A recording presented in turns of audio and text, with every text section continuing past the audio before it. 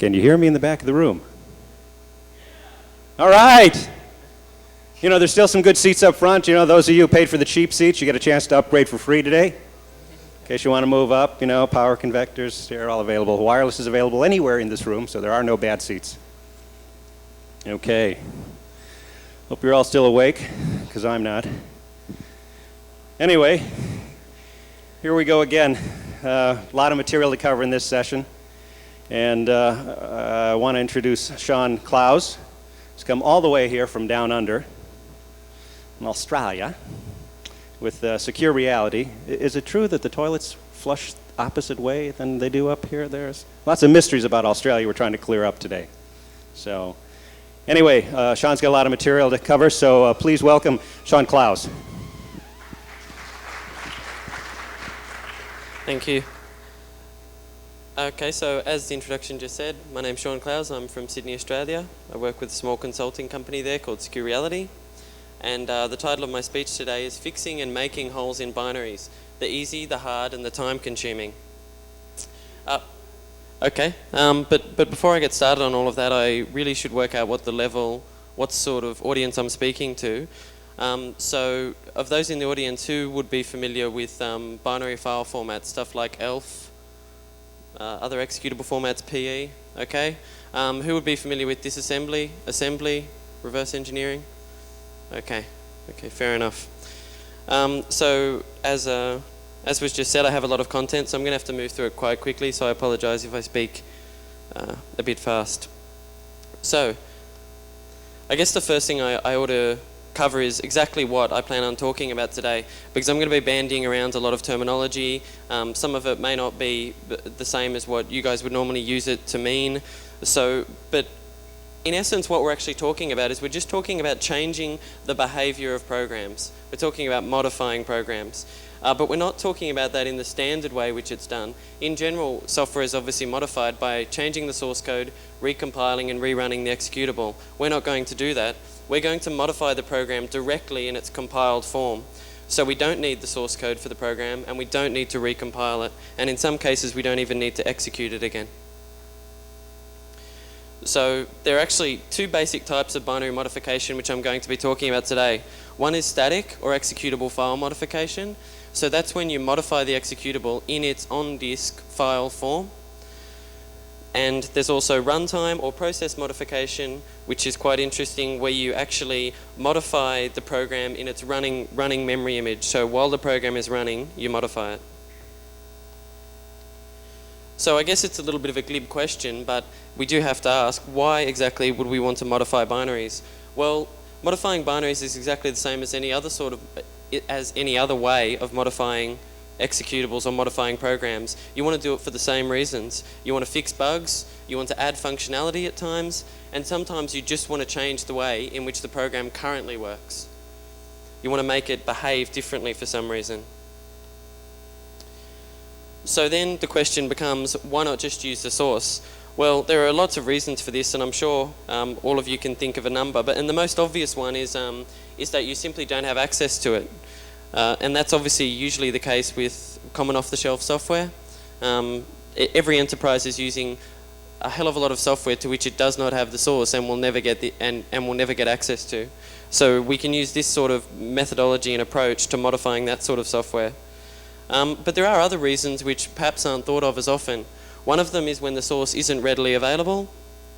So in that case, we may actually have access to the source. It may be something which we wrote, 4 years ago, and it's been in production ever since, and now we have this problem, so we need to fix it. But how can we do that when the source code is hidden on a disk behind everything else in a cupboard somewhere and no one has any idea where it is? So in that sort of situation, if we can modify binaries reasonably easily without an extraordinary amount of work effort, then it may actually just be easier to modify the compiled program than it would be to find the source. And finally, one case in which you simply don't have the option of using the source is when you're trying to modify a running program. Obviously, in a lot of cases, I'm sure a lot of you run networks and services which simply can't be down. You have 5 nines uptime on those services and you can't bring them down. So if you need to change them, what do? You can't just get a new copy of the program and stop the running service and then run a new one. In this case, you have no option to restart it. You don't have the option of restarting the service, so you don't have any other option but modifying the binary in its process form. And I guess one thing about this stuff is that it's always been seen as too hard. In the past, it just hasn't been seen as an option. People don't think about modifying binaries. They don't think in their everyday development life, if you're a developer, you don't think about, oh, why don't we just modify the binary to fix this problem? And that's generally because it's always been seen as too hard. It's always been seen as esoteric, just something which no one wants to go near. But it's like everything. It really does depend on the value proposition. There are times when it is clearly a very good deal to modify a binary as opposed to any other form of trying to fix your problem. And that's because it's not always hard. It can actually be very easy, and we're going to cover a number of ways today. Some of them are quite easy, some of them are quite hard. And hopefully you will also agree with me that sometimes it can be quite easy to do this, and you might consider using it yourself. One thing I do need to point out is that while I say that some of these methods are easy, all of them do require some coding skill. You can't really do this unless you're at least reasonably proficient with C and have at least a basic understanding of what's going on. So I guess I ought to explain exactly how this is related to security, because we are at a security conference. There are actually two aspects to this, and I actually am going to speak about the second aspect first, because in the past, binary modification has actually been used quite extensively, but it's been used by the bad guys. If you think about viruses, Trojans, backdoors, all that sort of stuff, that's binary modification for you, and that's the bad side of binary modification. So that's the one which people tend to think of when they think of binary modification and security. But there is another aspect, and that's from the defender's point of view. The defender can use these techniques just as well as the attacker can to fix the holes which the attacker normally would use to get in, and they don't have to wait for vendor patches. The whole reason that full disclosure is around is because no one could handle the fact that vendors took so long to get around to patching problems. With this sort of approach, you don't need to worry about what the vendor's doing, you don't need to wait for the vendor, and you can fix the problem yourself. So binary modification is a very wide area. There's a lot to talk about. There are a lot of platforms, architectures, binary file formats, and clearly we can't cover all of it today. So we're just going to cover a small subset of that, but hopefully a useful subset of that. So my speech today is actually going to focus on Unix systems, binary modification on Unix systems, and the techniques which we're going to talk about in particular are going to be very applicable to Linux and Solaris systems. And in particular, we're going to be working on ELF binaries, so the binary file format ELF. We're going to be working on those sorts of binaries on Solaris and Linux, although most of the concepts which we're going to talk about are generally applicable elsewhere, and some of the concepts and even tools work on other platforms. But that's our focus for today. So, now that we've covered the basic introduction to exactly what it is that we're doing today, what are we going to do now? Where are we going to go from here? Well, initially we're going to have a quite in-depth discussion on ELF and exactly how ELF works, what ELF is, and what an ELF file consists of. And then we're going to straight into talking about file patching of ELF programs, and we're going to demonstrate how you can patch an ELF file to remove a vulnerability. Then we're going to talk about in-memory patching, which we can also use to patch running ELF programs. Then we're going to talk about library interception, which is a rather simple way of binary modification. And finally, we're going to be talking about inject-SO, which can be thought of as a runtime version of that library interception technique. So, obviously for what we're talking about today, since we're talking about binary modification, we're going to need an understanding of what a binary is and what the structure is of your typical, of an ELF executable here. The ELF stands for the executable and linking format. It was originally a Unix Systems Labs specification, but it's since been adopted by Intel's Tools Interface Standards Committee as portable binary file format for the Intel architecture. And since then, it's been used in virtually every recent Unix, AIX, HP, Solaris, Linux, BSD, they all use ELF. And that's because ELF is very powerful, as we're about to see. Very flexible. So there are three main types of ELF files. There are relocatable files, and they're object files which consist of data or code, and they are then linked with other relocatable files in order to become executables or shared objects. Executables being programs which can actually be executed and run by themselves. Shared objects being code and data which is meant to be dynamically used by executables at runtime. So it's actually only the last two which are particularly relevant to our discussion today, and we're going to focus on executables. This may be a bit obvious, but I just want to cover this quickly. There are two types of executables, static and dynamic executables.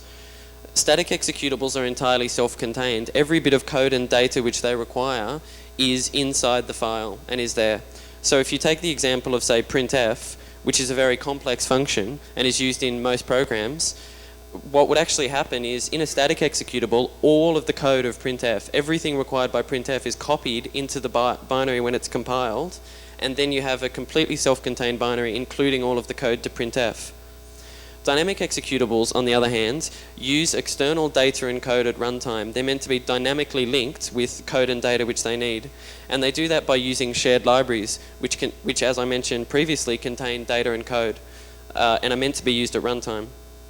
And the benefit of this approach is that you end up with smaller executables because you compile your dynamic executable, you want printf, and all you have to say is that I need libc at runtime and I need printf from libc at runtime. And then when you're loaded into memory, the shared library is also loaded into memory, and you can work out where printf is and use it, rather than having to have it inside your executable. And that also results in less disk and memory usage, because the executables are smaller, so there's less disk usage, and there's less memory use because there's this one shared library which can be mapped into multiple processes at once. And that's why dynamic executables are much more common. In fact, on a typical Unix system, you'll be lucky to find many static executables at all. And all the vendors recommend that you don't ever use them. So almost all of our discussion is actually going to be related to dynamic executables. The ELF file format describes the two separate views of a file. There's a linking view and a loading view. The linking view is exclusively for use at static link time. So it's used when you're combining relocatable files or relocatable files with shared objects or relocatable files to create an executable. It's used by the linker to learn all of the information it needs to put all the files together to create an executable or a shared object. The loading view, on the other hand, is meant for use by the operating system, and it's used exclusively at runtime to load and execute the program to start it working, or in the case of a shared library, shared object, in order to map it into memory so that it can be used. So this is what a typical ELF file may actually look like. Every ELF file has an ELF header, and the ELF header provides a pointer to the section headers and the program headers. The section headers describe the linking view, and the program headers describe the loading view. And as you can see, in general, there will be many more section headers than there will be program headers, because the section headers are a meaningful view, and the program headers only have to describe enough so that the file can be loaded into memory. And each of the headers refers to offsets inside the file. Now, so taking a more in-depth look at the linking view, the linking view divides the executable into meaningful sections. Each section has a name and a type, and it can have a requested memory location if that section is meant to be loaded into memory when the program is run, and it has permissions if it's meant to be loaded into memory when the executable is run, and they can indicate whether the section should be writable or executable in memory. So some common examples there are down the left: interp, dynamic, dynsim, etc. But here are some important sections which will come in useful during our discussion. The .interp section contains a string representing the name of the requested dynamic linker for this executable, and we'll discuss the dynamic linker in much more detail shortly.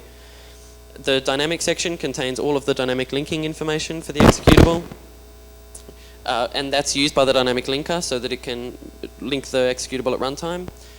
The symbol table and the dynamic symbol table, they contain all of the symbols in the executable. The symbol table contains the local symbols used only inside the program, and the dynamic symbol table contains the imported or exported symbols.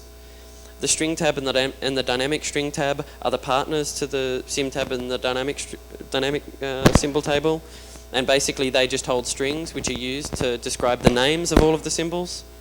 The PLT contains the procedure linkage table, which we'll talk about shortly. The relocation sections, .relocation .something describes the relocations over a particular section, and we'll discuss them more shortly.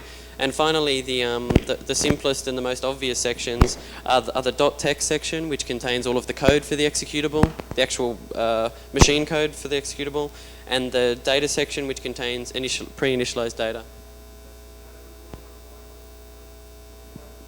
Oh, okay. Yep.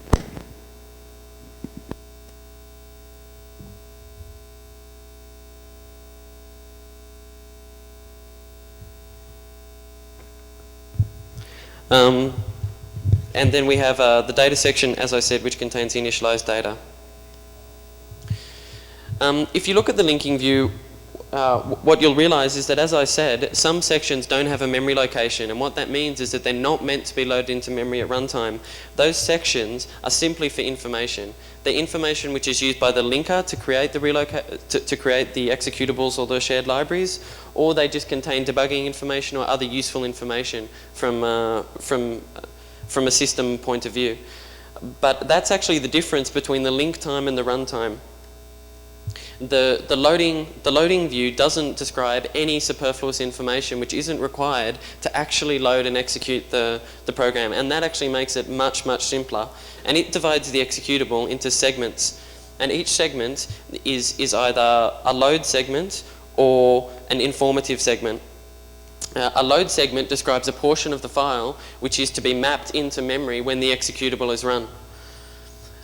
And the other types of segments, which are informative segments, describe the location of important data at runtime such that the system can find it. So each segment has a simple type. So if you look on the left there, you'll see some simple types: the interp, load, and dynamic. They have a requested memory location at runtime, and they have permissions, read, write, or execute when they're mapped into memory, and they have a size, which can specify two different sizes. One is their size in the file, and one is the size in memory, where the system will pad it in memory, and we'll discuss that more shortly. So some of the more useful segment types for our discussion today are load segments, which, as I described, describe a portion of the file to be loaded into memory. The interp segment, which is actually a pointer to the dynamic linker string, specifying the requested dynamic linker for this executable. And as you would realize, that's actually the interp section. So there's this informative segment, which is actually a pointer to what would normally be called the interp section. And it's the same with the dynamic segment. It contains a pointer to the dynamic linking information or the dynamic section. So what that actually means is that if you look at trying to match up the two views of an executable, what you'll see is that you'll have some sections which happen to be meant to be mapped contiguously into memory, and they also need to have the same permissions. So in this case, you might see the interp, dynamic symbol table, and the text. None of that needs to be writable, so they may all be combined into one load segment with read and execute permissions. In addition, because the location of the interp string is needed at runtime, there may be an interp segment which is pointing where the interp string is. And it's the same with the data and dynamic, as you can see below there. They could be combined into, this time, a writable segment but not executable.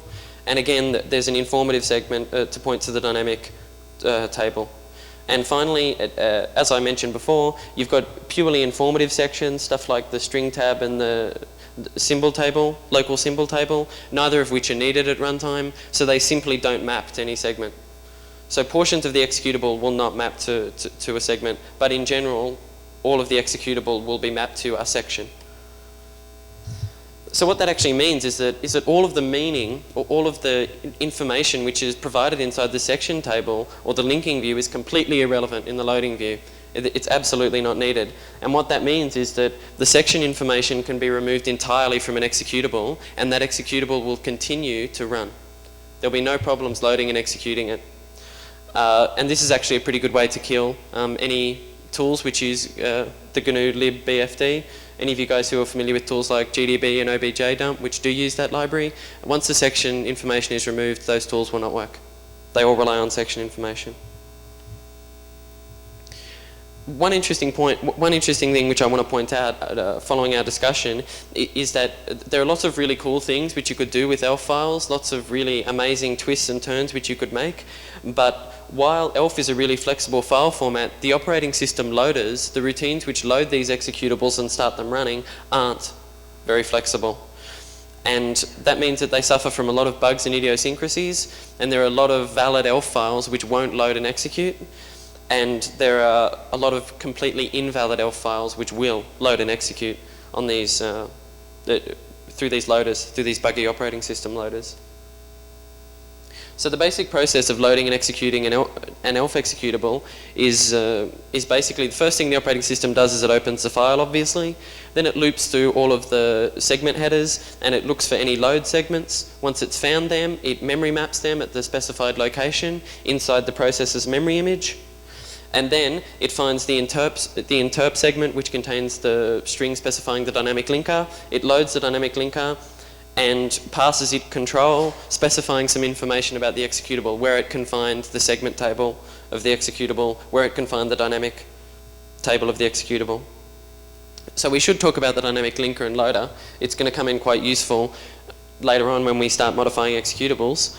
The dynamic linker is responsible for handling all of the runtime needs of the executable, all of the shared library needs of the executable. And to do that, it retrieves information, all of its information from the dynamic segment. And once it's found the information in the dynamic segment, it can then load all of the shared libraries which are needed by the executable into memory. And then it modifies the executable such that it can access all of the resources which it needs from those libraries. And we'll explain more about exactly how that happens quite shortly. So what's actually in the dynamic section or segment? It's a pretty simple table which contains simple records with critical data about how the executable should be dynamically loaded. And it allows the dynamic linker to quickly find out all of the information it needs about the executable, meaning that the dynamic linker doesn't need the section table or indeed the segment table in most cases. Each record consists of a simple type, which is called a tag, and a value or a pointer. So some useful tags which we will be interested in today. A DT needed tag, which contains the offset inside the dynamics string table of the name of a required shared library. A DT rel entry contains the address of relocation entries, and we'll discuss relocation entries shortly. A DT jump rel, which contains the address of relocation entries, but only those which are relevant to the PLT. And the DT debug entry, which contains a pointer to to debug information which is provided by the dynamic linker, and that will come in quite useful again with some of the later tools which we'll be using. So looking at the final three steps of loading and executing an ELF executable, you map in the shared libraries by reading all the DT needed entries. So you find those shared objects and you map them in. Then you add those libraries to what's called a link map, and then you store a pointer to the link map inside the debug structure, which is referenced by the DT debug entry, and then you go on to perform relocations. The relocations tell the dynamic linker how to rewrite portions of the executable such that the executable can then refer to external resources. And each relocation specifies a dynamic symbol table entry to which it relates, and then the dynamic linker comes through and performs all of these relocations based on whatever symbol is specified. And we need the relocations so that the program can use data which is in shared libraries, because obviously when the program was compiled, it cannot know where those things are going to be. When the program was compiled, it couldn't know where printf was going to be in memory when it was loaded and executed, where libc was going to be mapped. So that's where the procedure linkage table comes in handy. It's stored in the PLT section, and it allows the executables to call functions which aren't present at compile time. So for example, printf, like we were talking about. It's basically just a pretty simple set of function stubs. I'm not going to explain what the function stubs do before they've been relocated, but basically it's just a bit of code, and wherever the program wants to use printf, instead it makes a call to this function stub, and later on the dynamic linker actually rewrites these function stubs based on relocations such that they then point to the real location of printf. So you do a call to the stub, and then the stub does a jump to printf, to where the real printf is. And that actually looks exactly like that. Once the program calls the PLT stub, the printf stub has been modified by the dynamic linker, and it makes just a jump to the real printf in libc. The global offset table, I'm not going to talk about it much, but it's pretty much exactly the same thing except for data, stuff like standard error and ERRno. And it's actually referenced by the PLT on the Intel architecture, which is why people often confuse the two. People often talk about attacking the GOT. In particular, you'll see a lot of people who've written format string exploits and are talking about attacking the GOT, when in reality they're really attacking the PLT. And I just want to talk quickly about the DT debug record because it comes in so useful. Basically, it contains debugging information from the dynamic linker, which debuggers normally use to work out the contents of the program. In particular, for our use, it contains a pointer to a link map, which describes all of the memory layout of the process, including which files are loaded into the executable and where they're loaded. And that will come in useful when we talk about runtime process modification. So finally, we actually move on to some real stuff. We actually move on to modifying some executables. File patching. File patching is the most common form of executable modification, and it's been around for a very long time. Viruses use it all the time. Basically, it involves statically modifying the code as it's represented inside the executable file. And your basic needs are that you generally want to take the existing code, and then at some point you want to break the flow of execution. You want to jump out into your new code, which does something really interesting, different to what the program used to do before, and then you want to jump back to somewhere interesting again, once you've completed your new code. One of the problems with file patching, and the reason why generally it's not particularly common, is that you do need to understand the existing code quite well, and that can involve some disassembly and reverse engineering of the target executable. And in addition, your new code usually has to be written in assembly, although sometimes you can write it in C if you have enough space and are really suicidal. So the question then becomes, where are we going to put the additional code? One obvious thing is to just override existing code which you know isn't going to be used. But the question is, how do you know existing code which isn't ever used? It can be quite difficult to identify where you can successfully patch the program without killing it. So in general, that's something we don't want to do. We're after a generalized sort of way of doing this. One option is to use the section padding. There is a small amount of padding between the sections, but generally not enough. And worse, you have to find a section which happens to be in an executable segment. At least that's on any architecture except the Intel architecture, given that IA32, if memory is readable, then it's executable. We can also add a segment, which initially seems like an incredibly cool idea, because if we just add a segment, we can just specify we can add a portion to the file and then just have that portion of the file mapped in and have as much space as we want. But there are a lot of reasons why that isn't a particularly good approach.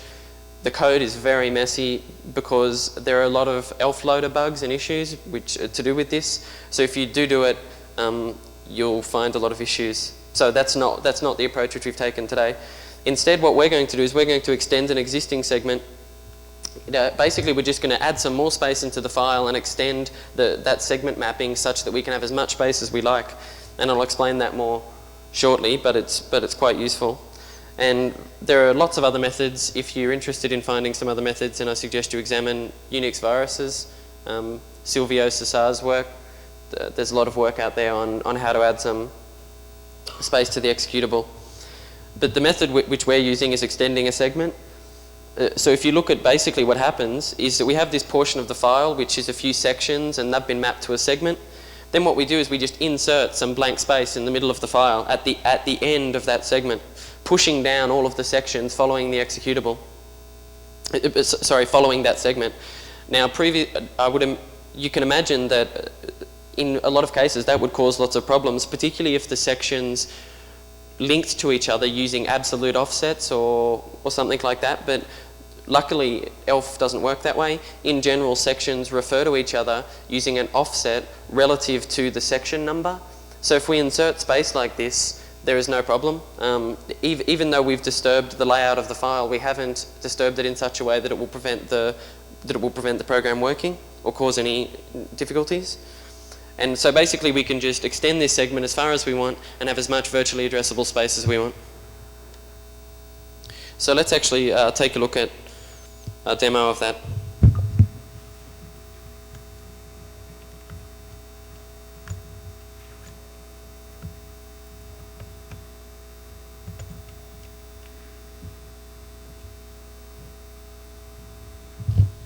So this is just going to be a simple demonstration, and for the demonstration I'm actually going to use a sample program. The reason I'm going to use a pretty trivial sample program is that although the methods are quite applicable to much larger software, we do have to have an understanding of the software, and it will be much easier from a reverse engineering and disassembly point of view to understand this simple executable than it would be if I brought in some big server software or something.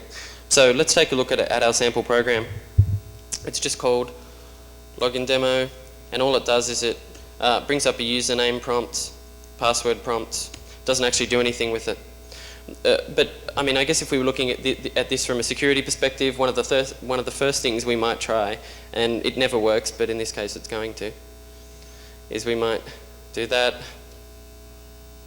and enter in a really long username and a really long password.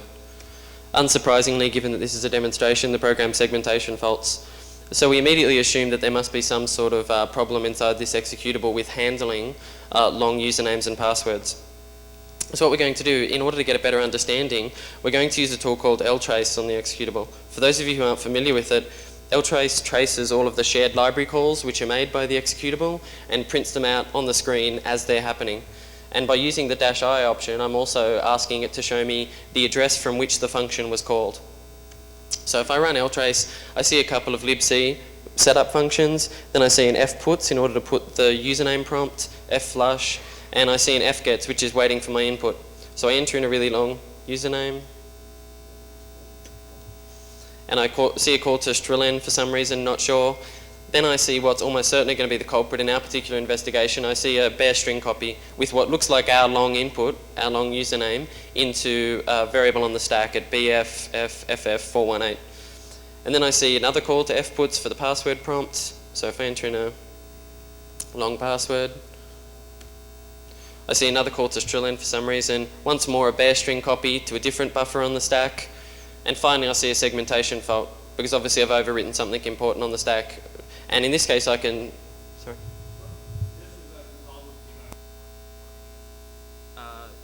Yeah, but that wouldn't matter.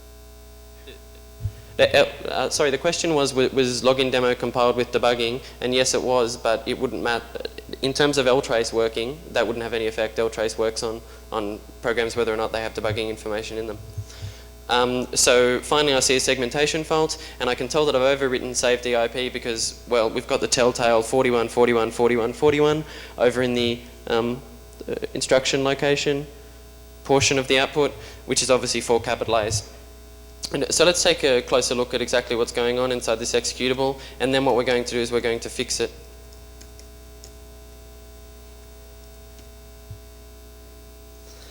Okie dokie. So if we look back here, we can see that the first string copy happened at 8048562. If we look at that in this particular, I can't see it. Oh, anyway, if you look at 8048562 there's actually an add instruction. So clearly the output from ltrace is actually wrong. It shows the return address rather than the address from which the function was called.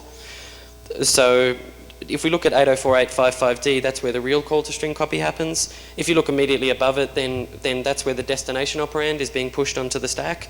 And the destination operand is EBP minus 10. So that's the base pointer on the stack minus 10 in hex, so that's 16 bytes. That buffer cannot, by definition, be larger than 16 bytes. So clearly that string copy should not be allowing any more than 16 bytes to be copied into that target buffer. If we look down further, for the second string copy, we can see it there at 80485C9.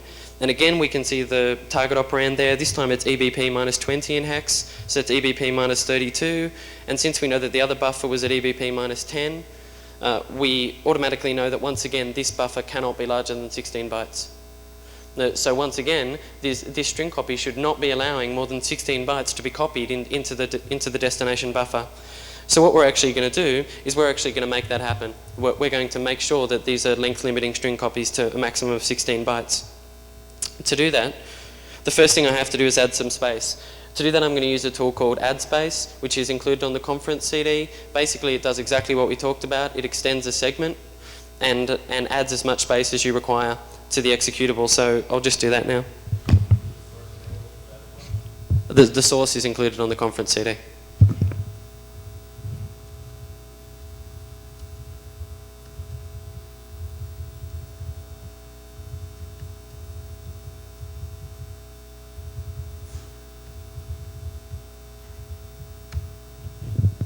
Okay, so I asked AddSpace to create a new executable called fix login demo, and which is a copy of login demo, but has an additional additional 1K of space added to it. To do that, it extended one of the segments, and it created me new virtual storage at 8049754. If I take a look at that using readelf, and I take a look at the segments in the old executable. By the way, if you guys aren't familiar with readelf, it's another tool included with the bin utils. It can be used for examining ELF files, and it's much better than obj dump. So if any of you guys were thinking about that, this is the tool to be used. So if I look at the old login demo, I can see the two load segments there. And we can see that one of them was size 642 in hex in memory. That's readable and executable, so that contains the code. And then we can see the second segment, which was of size F0 in the file and 110 in memory. And I'll explain more the difference shortly. But it's read-writable. Now if I look at the new one, this time I have two segments, but as you can see, the second segment has now been pushed. It's now 510 in hex length, and it's now read-writable and executable. It's been modified. So we now have a new executable. We've got some space. What are we going to put in there? Well, we're just going to put in some trivial code to fix the problem. If I just...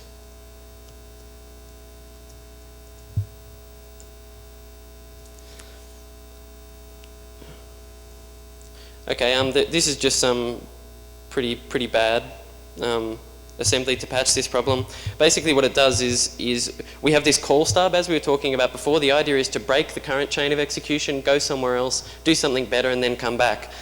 So the call stub is meant to be put over the existing call to string copy.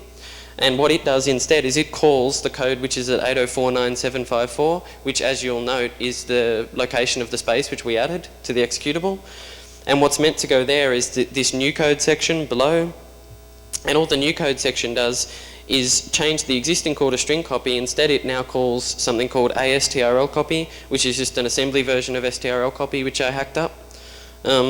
So you can see all it does is it pushes onto the stack the usual parameters, destination, source, and then the string length, which is specified as a maximum of 16 bytes.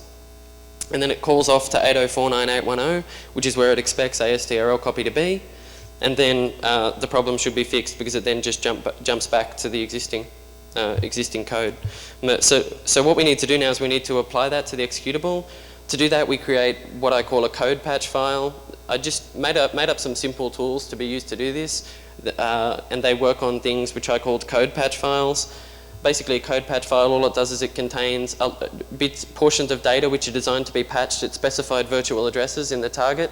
So I need to construct a code patch file to do this. So I'll just do that now.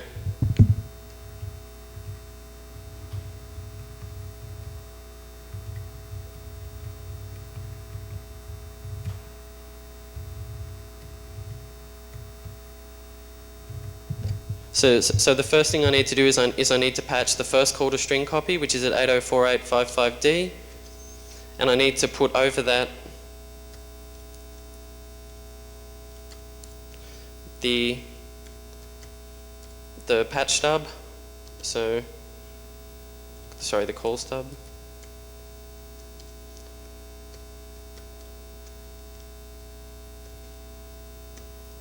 Okie dokie, so I've copied that into our new patch file, which is called fixed login path, sorry.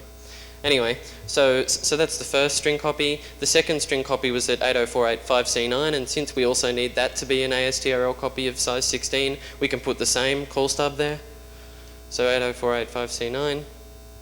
And then we also need to copy in the actual new code, which is expected to be at 8049754.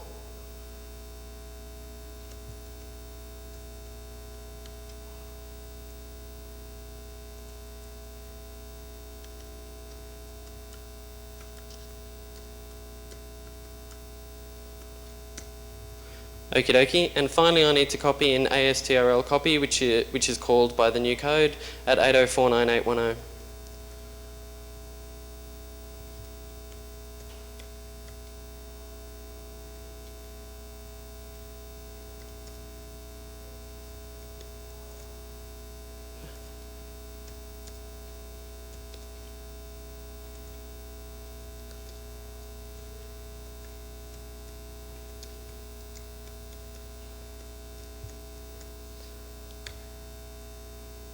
Okay, so finally I now have a complete code patch file which should fix this problem.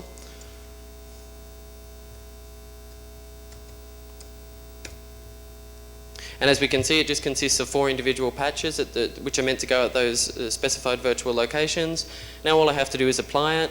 All that means is that I need to use a program which is also included on the conference CD called code patch apply, and all it does is it loops to all of the program headers, works out where the virtual addresses are, and patches those locations in the file. So code patch apply, and so I need to fix login demo.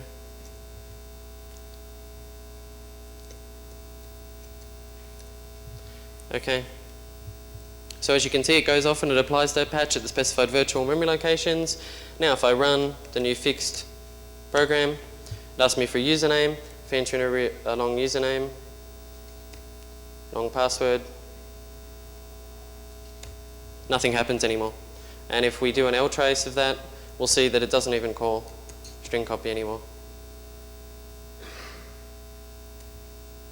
As you can see, there's no longer any calls to string copy there.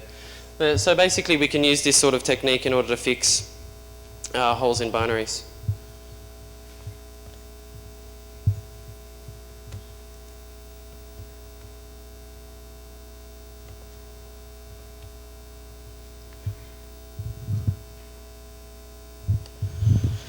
Okay, so what were the features, what were the good bits about that?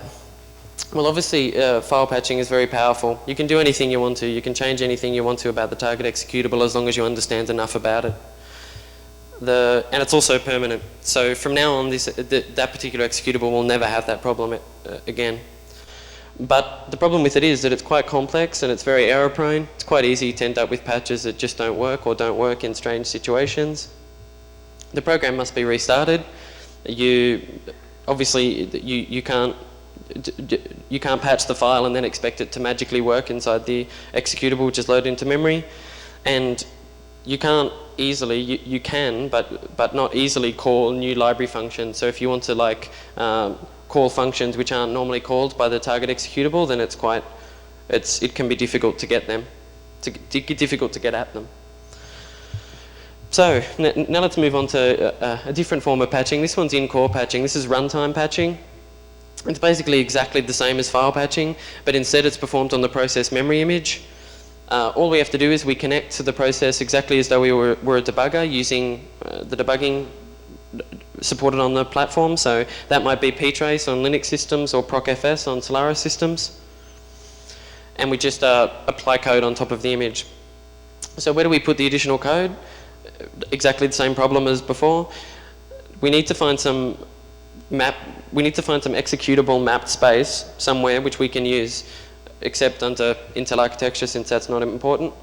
But we can again try and override unused code, but we have to find it.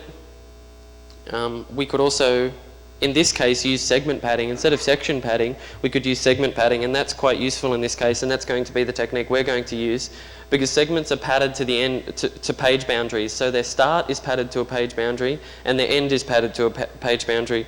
What I mean by that is, if you take a look at this particular example of a segment, which is meant to be mapped at virtual address 8049644 for a file size of F0 and a memory size of 110, you'll see that when it is actually mapped into memory, it's actually mapped from 8049000 to 804A000. And what that means is that there's actually 1604 bytes of padding before the segment even begins. Then you have the segment proper, and then you have 32 bytes of nulls, which are provided by the operating system. Because the memory size is 110, the file size is F0, the difference being 32 bytes. So the operating system provides 32 bytes of nulls immediately following the segment. That's the BSS, for those of you who are familiar with it. And then we have, following the end of the segment, well, the real end of the segment, we can see that there's also some padding right up to the page boundary. So that's another 2,220 bytes. So basically there's a lot of free space in most executables which can be used for in-core patching. So let's actually do a quick demo of in-core patching.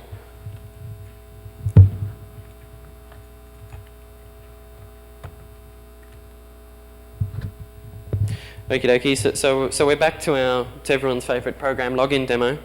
But if we take a look at login demo one more time,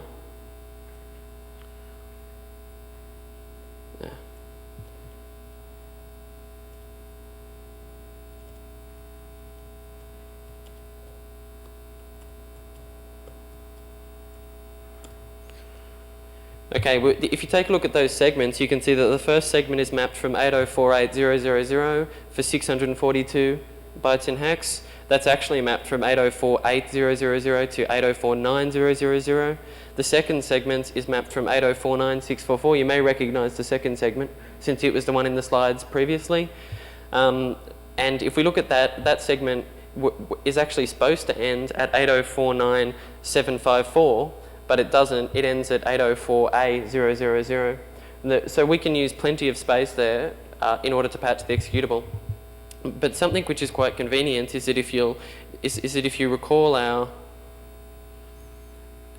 patch previously, it works based on virtual memory addresses. If you look at the addresses which it uses, 8049754 for example, and 8049810, these happen to be the portions of memory which are provided free to us by the operating system in terms of padding. So we can actually apply this fix on the running image of the process without any problems. It will work because that memory is just there. It's free to be used. One thing you might note though is that the second segment isn't mapped executable. That isn't a problem here because we're on the Intel architecture, but on other architectures we could as simply apply it against the first segment, because it's got plenty of padding too. So basically all I have to do is, if I just run login demo, and in another screen, all I have to do is I just run code patch core. All it does is it takes a patch file and it applies it against the memory image of a process. So code patch file, the target PID in this case is whatever the process ID of login demo is, and then the patch file, which was fix login path in this case. So I've got the running executable here, code patch core, it goes off and it applies the patch exactly as it did before, but this time against the memory image. And then if I enter in a really long username, a really long password, nothing happens. So exactly as before, we've just done exactly the same thing, except we've done it while the process was running. So for example, you could use this to fix holes in services while they're running, 99% uptime services.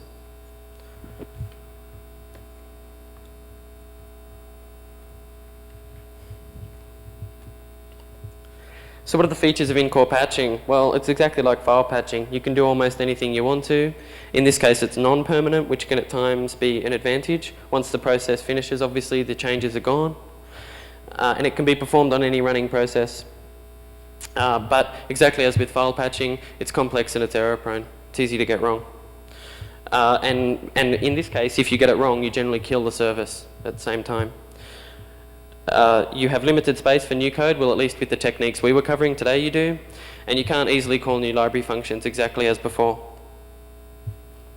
So now I want to move on to actually something simpler, because those are the common ones which have been used quite frequently in the past for modifying binaries.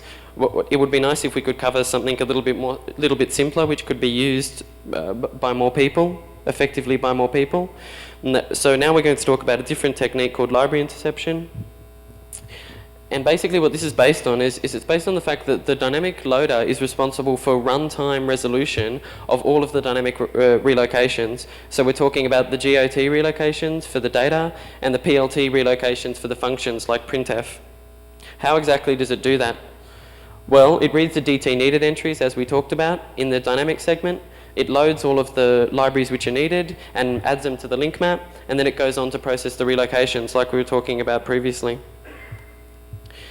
So if you look at the process view, you've got the link map on the side which shows all of the libraries which are loaded into the process, and it contains pointers out into each of the pointers out to where each of the libraries has been loaded, the base address of each of the libraries. So when the dynamic linker is actually processing all the relocations, what it does is it looks through each of the libraries in the map in order, it searches all of the exported symbols, and it tries to find the matching symbol name for the symbol which it's looking for a function which isn't marked weak, which is just some detail in case you want to look into this further. But basically, the first match is the winner. So the first symbol name which matches the one it's looking for is the one which gets the relocation processed for it. So library function call interception is all about getting in first. If you get your library loaded first before the others, then you will be the winner for any function to which you export. And what that means is that you can then proceed to intercept any function call which is made by the executable simply by exporting that particular symbol. So, how do you get in first? Well, obviously one of the ways to do so is to modify the DT needed records inside the dynamic table. One way to do that is to overwrite the library entry for another library and simply make it point to yours instead. And then inside your library, you open the other library to make sure that it can get whatever other dependencies it had on the old library, which you just removed from the process. But that's a bit hairy, and I'm not going to go into it, but it certainly does work. Another option is to move the dynamic segment and recreate it. So start with a whole new dynamic segment and then add a new library dependency before all of the others, higher up in the order than the others. And perhaps the much more common approach to this sort of stuff is to use the linker environment, and that's using the LD preload environment variable. Basically, the dynamic linker will use this environment variable, and any libraries which are specified in it will be mapped before any other libraries. The problem with that is that it doesn't work for set UID programs, and it doesn't work in lots of different circumstances. And it's been covered perfectly well before, so we're not going to go into it today. So fair enough, once you've managed to get your library loaded in first, what are you actually going to do? Well, you intercept a function, you intercept a particular function, and then in most cases you'll need to filter it in some way or do something groovy, and then you'll need to call the old function, or in fact the other way around. To do that, that's quite simple, because the dynamic linker provides an interface which can be used by the program called through the libdl.so library. It contains one function called dlopen, which can be used to load a library, and dlsim, which can be used to find the address of a particular function or a particular symbol. And if you specify the rtld next flag, basically exactly what happens is the dynamic linker ignores your library, looks through all of the others and finds the real one, the one which really should have had the relocation pointed to it. So let's actually look at something which we can do with library interception. In this case, we're not going to look at login demo anymore. We're actually going to look at a simple vulnerability in a bit of software, a well-known vulnerability, an old vulnerability. So basically, on this machine, I'm silly enough to run the Yahoo ISD daemon from Network Solutions. This is version 1.5.5. It suffered from a really simple to exploit remote vulnerability. If I pass an SOA query and I happen to specify %p,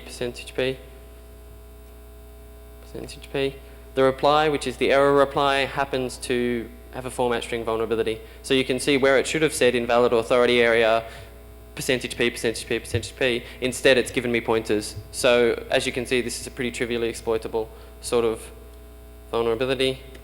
There have been a number of exploits for this.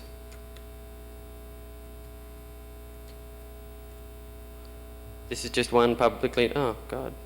It's not working. Oh, there you go, works second time around.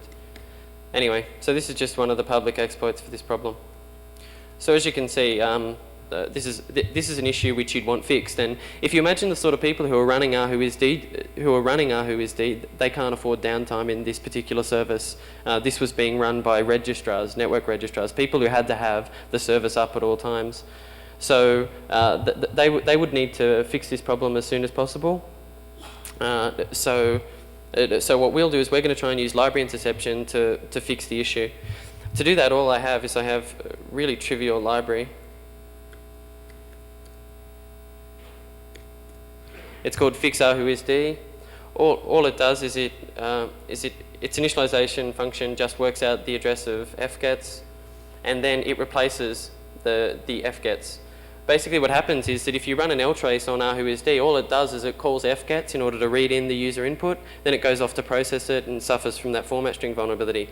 All I've done here is I've taken control of fgets, I call the old fgets, and this time I check to see whether this is an SOA request. If it is, then I strip any percentage marks out of it, since I know that it suffers from a vulnerability. So I mean, that's what, 40 lines of trivial code. So all I really need to do now is to actually get that into the AhuIsD daemon such that it won't suffer anymore from the problem. So to do that, I'm going to use a tool called add library.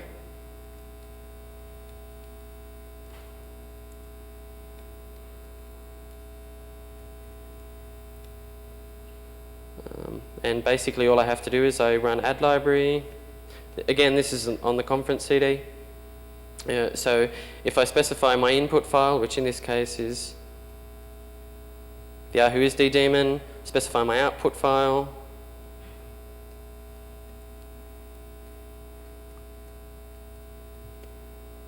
fixed AhuIsD, and then I specify the new library which I want to pick up. So that would be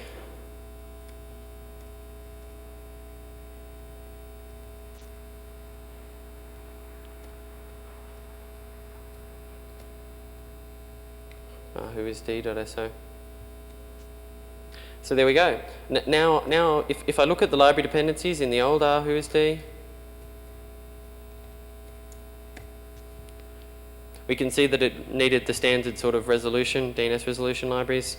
Now if I take a look at the new one, as we can see, the first requirement, the first needed library in this executable is now our library. It's fix AhuIsD. So that means that our fgets is going to be higher up in the order than anybody else's fgets. We're going to get control. So if I kill the existing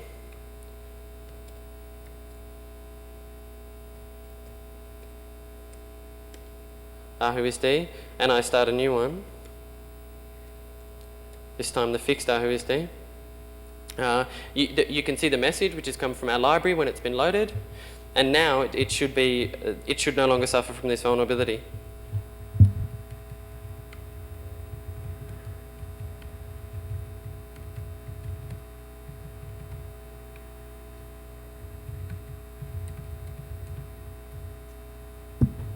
So as you can see, now if I put in the same SOA request, which previously used to be a format string vulnerability, my fgets is getting control and filtering it.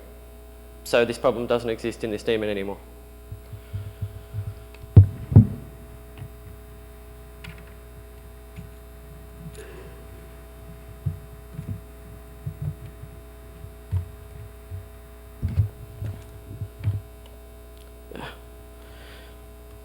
Okay, so what are the features of library interception? Well, contrary to previous binary modification techniques and the more common ones, library interception is easy and simple. It's quite trivial. Anyone with some C coding knowledge can make it work. All the interception code can be done in C. It's safe. It's pretty hard to break it unless, of course, your replacement function is really bad. And you can call any library functions anything you want to do. Effectively, you can write just standard C code and just have it picked up by the target executable. But the LD preload technique isn't permanent. The DT needed approach requires the library to stay there at all times. That library is now an important part of that executable. If you remove the library, the executable won't work anymore. And the program must be restarted in order to make this work, all this form of library interception. So on to InjectSO, which is a tool I wrote a while ago. And basically InjectSO is like inglib for Windows, in case any of you are familiar with inglib. All it really does is it injects a shared library into a running program. So you have a particular running process, you specify a shared library, and it forces that shared library to be loaded into the remote program. It's much harder on Unix than Windows because under Windows the operating system provides quite a lot of support to allow this to happen. Under Unix that's not the case. There's very minimal support. So basically what does InjectSO do? It opens the process using whatever the debugging mechanism is on the platform. It searches the link map which is exported by the program in order to find the DL open function, which as we specified is a dynamic linker function which is used to load a library. It constructs the arguments to DL open on the stack. Note that it doesn't construct any code inside the target executable, it just constructs the arguments on the stack inside the executable. And then it forces the process to jump to DL open, setting the return address to 41, 41, 41, 40, which is pretty much, well, in every case, an invalid address. So the DL open happens, the function ends with a seg fault, which is when it tries to return to the invalid address. That's intercepted by InjectSO. Then InjectSO can go on to call a particular function, which is specified by the user, providing it the address of the dynamic segment if it wants it. And then once it's done all that, it restores the state of the process, restarting any syscalls which it was in the middle of at the time, and the process continues on running as normal. So the process is stopped for a second, loads the library, and then continues on exactly as it was before. That wouldn't be particularly useful if that was all that happened. InjectSO also comes with a utility object called intercept.o, which is meant to be linked into libraries which are going to be injected using InjectSO. And all it really does is it can be used to redirect dynamic function calls, exactly like when we were looking before, we got our library in first, so we got control of the functions. Intercept.o allows you to get control of the functions without having to be in first. So the user code provides a list of functions which it wants to override, and then intercept.o goes on to patch the PLT and forces the PLT to refer to the replacement versions, and then provides the injected library a pointer to the old function. So what it really looks like is this. If you've got a simple program, it's trying to call printf. When the injected library is loaded up, the intercept routines are used to break the link between the printf stub and the actual real printf in libc. Instead, it now points to the injected library, and the injected library can at its leisure call the old printf. So let's take a look at a demo of that. I think we've covered using this sort of technology for good pretty well. It can be used by the defenders to fix problems, but we should also cover how this sort of technology can be used by attackers. So in this case, instead of covering fixing a vulnerability, we're going to cover introducing a vulnerability into something. So basically, I've got again, a pretty simple library.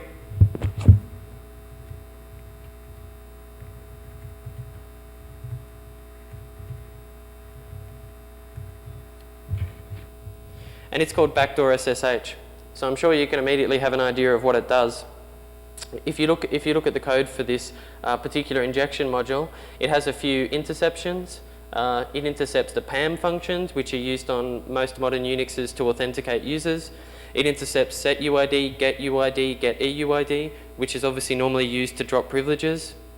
And it also intercepts read and write. So I'm sure you can you can take a guess the sort of thing which this library can do. And you'll also note that the entire library is 262 lines, and most of that is comment. So it's really quite trivial to do this stuff. So let's see actually what happens if we inject this library.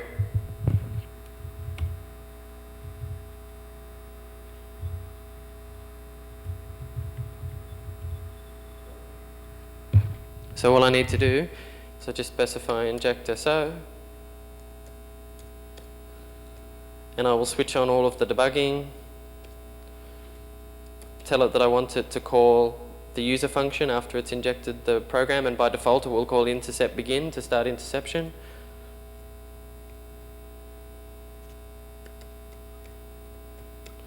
The process ID is the SSH daemon,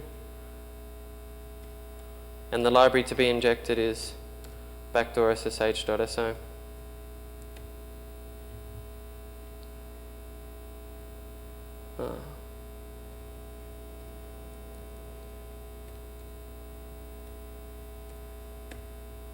Okay, so it goes off and it does its thing.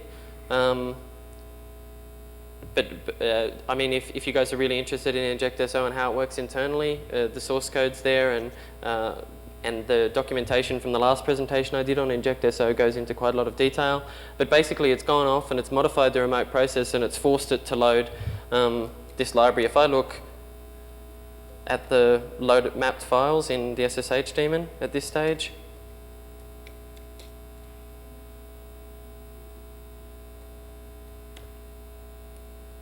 as you can see, you wouldn't normally see this. If you look at the top, mapped from 4016.000 to 4019.000 is my library. So the running SSH daemon has now loaded my library and its functions have been intercepted. Let's see what actually this library can do.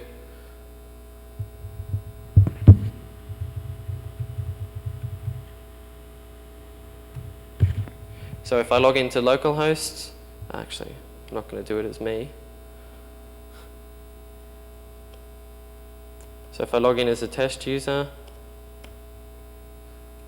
okay, enter in my password, say I do an ls directory, you know, etc. Oh well, can't do that. Anyway, so I just log in as a normal user, everything's fine. slogin works the SSH daemon works exactly as it previously would. The problem is that it does stuff which it now shouldn't do. To demonstrate what I mean, if I cat the file temp evil, as we can see, what's actually happened is it's now logging from inside the SSH daemon, and we can see that it's intercepted the credentials, and it's gone username, test user, the response in this case was hello, that's not my normal password, and then we have an interesting message, automatic login not enabled, then credentials are set as normal. But in addition, if I do strings, so as we can see that login session happened in 3619, process 3619. So if I do a strings on temp evil 3619, there's all the session. All of the session has been logged. And in addition, it also has one other groovy feature. If I log in, this time I'm going to try and log in as a user which, you know, couldn't normally interactively log in. This, let's say, for example, bin, just any existing user, localhost. Okay, it asked me for the password. How about the magic password? Let me in.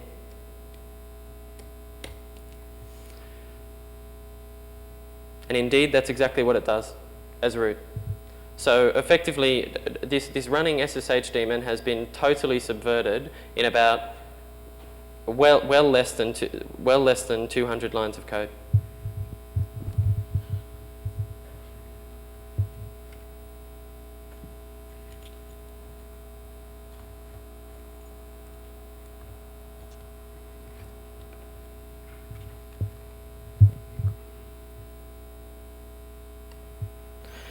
So, what are the features of this sort of approach? What are the features of InjectSO? Well, it's simple, it's flexible, it has all of the features of other library interception. It doesn't require any modifications to the binary. That is, once the process finishes, there is no remaining trace of anything which happened to it. There are no disk files because you can delete the library once you've injected it. And the service doesn't need to be restarted in any way. So you can use this to fix vulnerabilities in running servers. The technical features of InjectSO, for those of you who are interested, there's unlimited space for code because of the way in which the library is loaded. There are no trampolines at all. There is no code injected into the remote target, which means that there's no executable or even writable memory required. You can call any library functions you want easily, and you can override any library functions you wish to easily. But it's not permanent, which can sometimes be seen as a disadvantage. So that brings me to the end of my speech. Thanks very much for listening.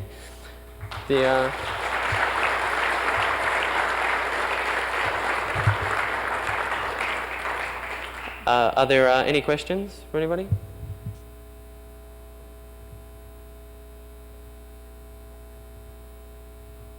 No questions.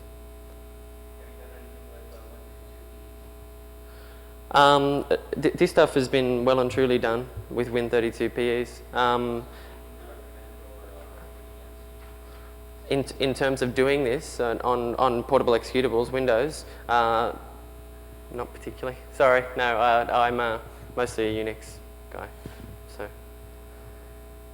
any other questions? Yep.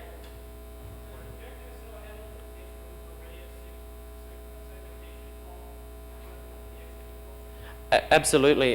Because of the way InjectSO connects to the remote process, the remote process doesn't even know that there's been a segmentation fault before InjectSO intercepts it and removes it.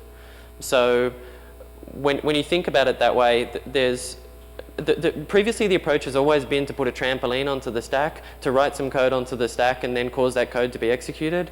That way you didn't have to try and find somewhere else.